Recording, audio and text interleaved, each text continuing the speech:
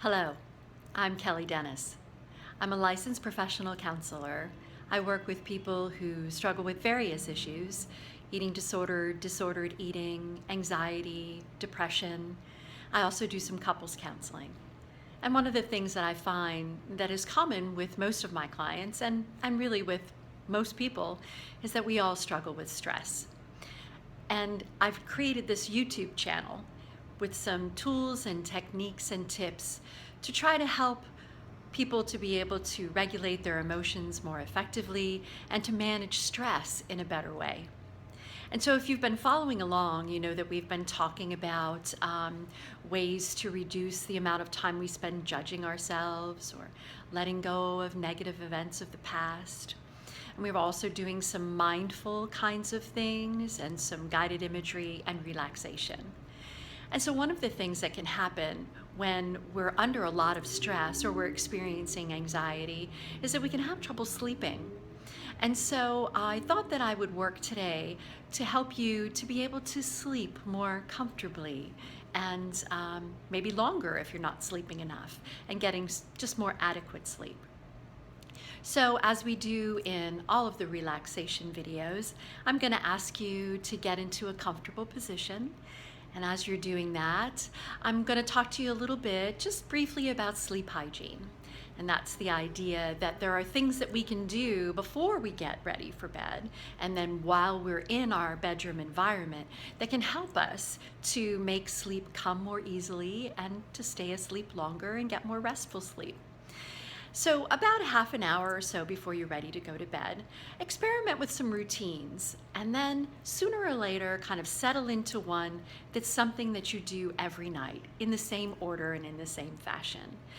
So it might be, taking a warm shower, listening to some relaxation music, or doing some guided imagery, doing some journaling, and then closing the book and sort of putting the book away. And then get in your pajamas or whatever it is that you wear to bed and just spend a little bit of time. Maybe have a nice warm cup of tea with no caffeine, of course. And then don't do anything that's stimulating or that is engaging about 15 or 20 minutes before you want to go to bed. So no screen time. So ditch the phone, ditch the iPad or the tablet, turn off the TV, don't get in front of the computer for about 15 to 20 minutes before you want to go to bed. And then in your bedroom, make sure that it's an inviting environment. Make sure that it's relatively dark and quiet. You can use some, like a white noise machine or some relaxing music if you live on a particularly busy street or something. But don't have a TV in there, and don't have your bedroom be a place where you do work. Don't have your computer in there. Don't fold your clothes after they come out of the laundry in your bedroom. So really your bedroom is just for sleep and sex. That's it. And make it an inviting environment. And so when you go in, just kind of lay down and close your eyes and just begin to breathe slowly and deeply, and concentrating on your breathing. So now that you're in a comfortable position, I'll take you through a little guided imagery exercise for restful sleep. So go ahead and take a nice deep breath in and let it out. And take another deep breath in and let it out. And just allow your body to just settle in. If you're doing this before bedtime, just allow your body to settle down into your bed comfortably, so that your body can relax even more on every exhalation. Just imagine that your body is sinking down into your bed. When you breathe in and when you breathe out, releasing any tension and tightness. And then begin to focus on your breathing, noticing what it feels like when you breathe in versus when you breathe out. And as we've done before, you might want to pay attention to the rise and fall of your diaphragm, or you can pay attention to the tip of your nose and how your breath feels as it comes in and out of your nose. So just focus on that breathing. And if your mind wanders, and that's what minds do, just find out where it went, notice that, and then just bring your mind back to focusing on your breathing. And it can be helpful too, if you'd like to, if your mind is particularly busy or distracted, you can count your breaths. You can breathe in to the count of 4.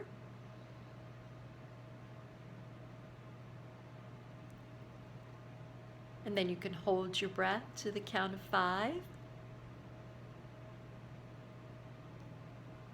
then you can breathe out to the count of 6.